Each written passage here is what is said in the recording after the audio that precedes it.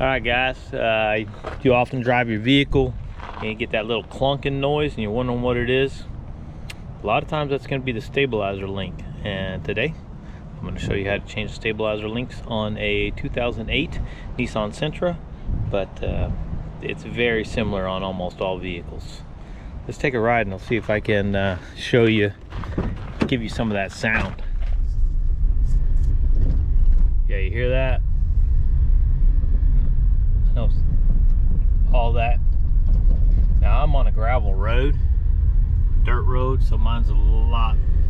You may just get yours when you're going over bumps or something, but you get that kind of that clunking sound when you go over bumps or pull into your driveway or something like that. So all right, that's what we're gonna fix. I'm gonna show you how to do that right away. So stay tuned. All right guys, first thing we're gonna do, we're gonna get the wheel off of there so we can get in there. These things are pretty basic, that's all it is. You'd be amazed how much of a difference replacing these will cause. A little piece of rubber right there, but it makes a big difference. And you do not need to align your car or anything like that after you replace these. This is just a nice, easy $30 fix. I'll link the ones to this, and then we'll go ahead and do that. All right, guys, here it is right here. You can see we're just gonna replace this right in there. There's no upside down or anything, so you just gotta take it out. Now this one does have an Allen wrench that'll allow you to, sometimes it will spin. These do not. So these original ones are probably trash to start with anyway. So we're gonna go ahead and get those out of there. All right guys, just sprayed it down. What could possibly go wrong? We're just gonna take these out and put in the new ones. No problem. All right, as you're loosening this, you're gonna need a jack underneath here to keep these things straight.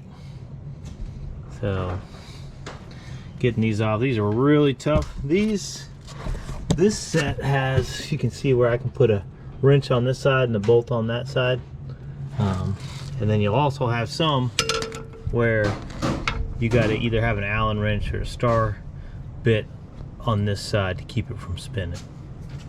Otherwise the whole thing just spins.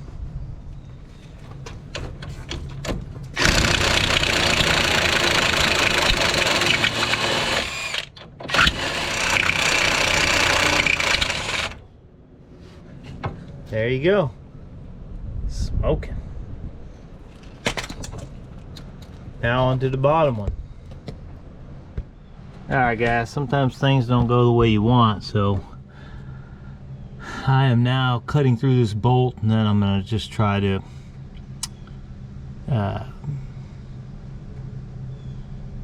use a grinder, and I'll grind the end of it until I can pull it out the other way.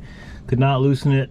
There's a rust, so we'll get through this and we'll have that thing out of there in no time. What could possibly go wrong on a 30-minute job? All right guys, if you don't have one of these, this thing's pretty cool. I'll show you how it works real quick.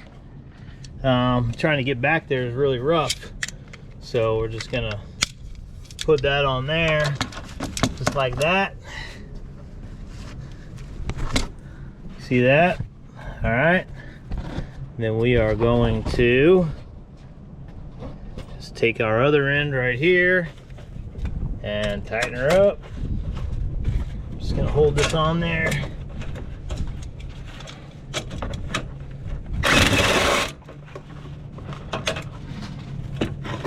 If you're not an idiot, it works great.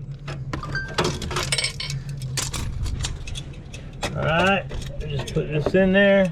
One thing you got to know for these is you go the opposite direction. Donezo. You've got new. And if you're a little bit worried, you can get you a wrench on there and double check it. But usually when you're putting them back in, they're pretty tight. Like I can't even spin it right now. But getting them off, sometimes they'll loosen up, and that's why they put that in there. You can put your Allen wrench in there. Then you just need a box end. You don't have to have these kind. You can just use a regular box end wrench, 18. And she's tight. Can't even move it.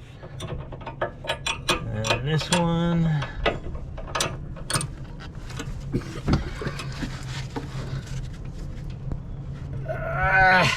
Alright.